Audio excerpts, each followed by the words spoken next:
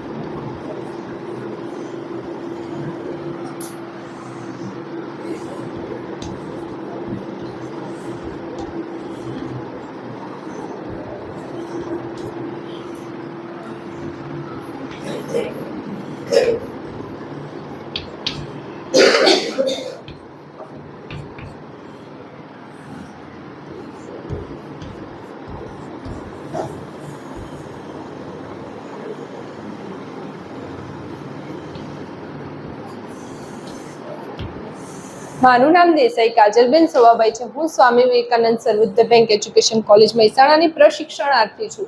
તો વિદ્યાર્થી મિત્રો, આજે આપણે વાણિજ્ય વ્યવસ્થા અને સંચાલનના વર્ગખંડમાં એક મહત્વના એકમ વીમાના પ્રકારો વિશે અભ્યાસ કરીશું.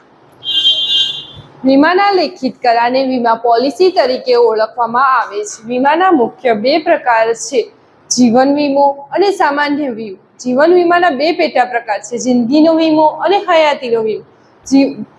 જિંદગીનો વીમો, જે વ્યક્તિનો વીમો લેવામાં આવ્યો હોય તે વ્યક્તિનું મૃત્યુ થાય ત્યારે તે નક્કી કરેલી રકમ ચૂકવવા માટે જે વીમા પોલિસી ખરીદવામાં આવે છે તેવા કરારને જિંદગીનો વીમો કહે છે. હયાતીનો વીમો, જે વ્યક્તિનો વીમો ખરીદવામાં આવ્યો હોય, નક્કી કરેલી મુદ્દત પહેલા તે વ્યક્તિનું મૃત્યુ થાય ત્યારે તેના વારસદારને જે રકમ ચૂકવવામાં આવે છે ત્યારે તેને હયાતીનો વીમો કહેવામાં આવે છે. સામાન્ય વીમાના મુખ્ય 3 પ્રકારો છે, માલની હેરફેરનો વીમો, આગનો વીમો અને અન્ય સામાન્ય વીમો.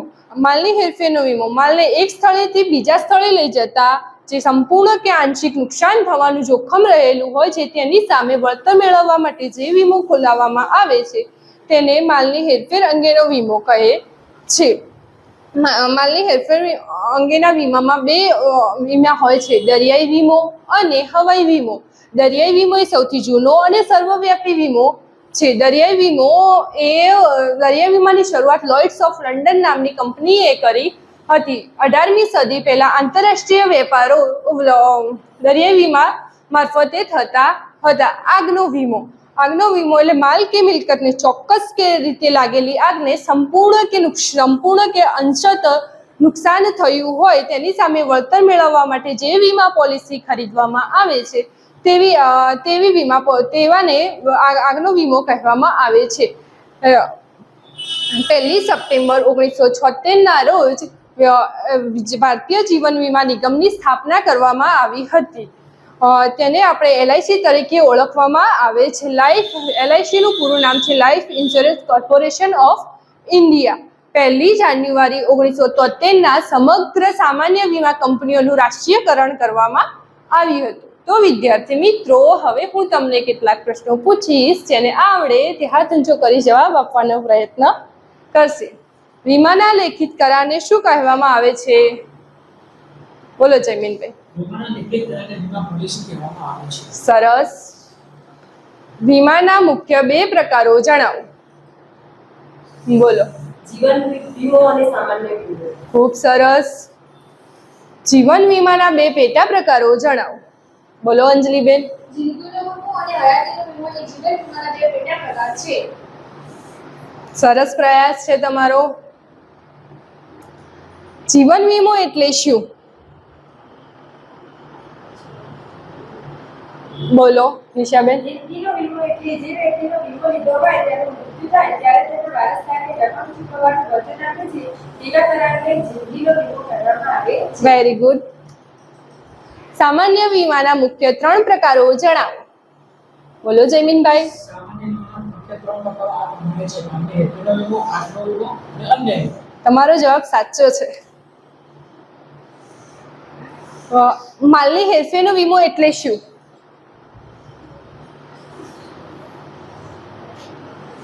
બોલો ફલ્ગુનીબેન. માલને એક સ્થળેથી બીજા સ્થળે લઈ જતા સંપૂર્ણ કે આંશિક નુકસાન થવાનું જોખમ હોય છે, તેની સાથે વળતર મેળવવાનો વીમો એટલે માલની હેરફેરનો વીમો. ગુડ. કયો વીમો સૌથી જૂનો અને સર્વવ્યાપી છે? બોલો નિશાબેન. દરિયાઈ વીમો સૌથી જૂનો અને સર્વવ્યાપી છે. ઉત્તમ. દરિયાઈ વીમાની શરૂઆત કોને કરી હતી? બોલો અંજલિબેન. દરિયાઈ વીમાની શરૂઆત લોઇડ્સ ઓફ લંડન નામની કંપનીએ કરી હતી. અરે વાહ.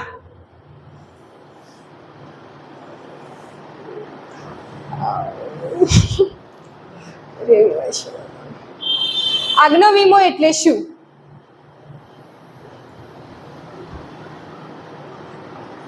આગનો વીમો એટલે જાણ કે જેને ચોક્કસ કે સંપૂર્ણ રીતે આગલી આગની સામે નુકસાન કે વળતર મેળવવા માટે જે વીમો કરવાનો છે તેને આગની સામે વીમો કરવામાં આવે છે. તમે અભિનંદનને પાત્ર છો. એલઆઈસી નું પૂરું નામ આપો. બોલો જયમીનભાઈ. LICનું પૂરું નામ life insurance corporation of India છે. શાબાશ. પછી હયાતીનો વીમો એટલે શું? બોલો અંજલિબેન. વીમાની મુદત પૂરી થાય તે પહેલા વ્યક્તિનું મૃત્યુ થાય તો તેના વારસદારને નક્કી કરેલી રકમ વીમા કંપની ચૂકવવાનું વચન આપે છે, તો તે વીમાના કરારને હયાતીનો વીમો કહે છે. તમારો જવાબ પ્રસન્નીય છે. એલઆઈસી ની સ્થાપના ક્યારે થઈ હતી? બોલો નિશાબેન. એલઆઈસીની સ્થાપના 1 સપ્ટેમ્બર 1965 ના રોજ થઈ હતી. અરે વાહ. સામાન્ય વીમા કંપનીઓનું રાષ્ટ્રીયકરણ ક્યારે કરવામાં આવ્યું હતું? બોલો તમે. સામાન્યકરણ રાષ્ટ્રીય 1 જાન્યુઆરી 1933 ગુડ. તો તમે મને વીમાના પ્રકારો ભણાવવા માટે જે સાથ સહકાર આપ્યો તેના માટે થેન્ક યુ.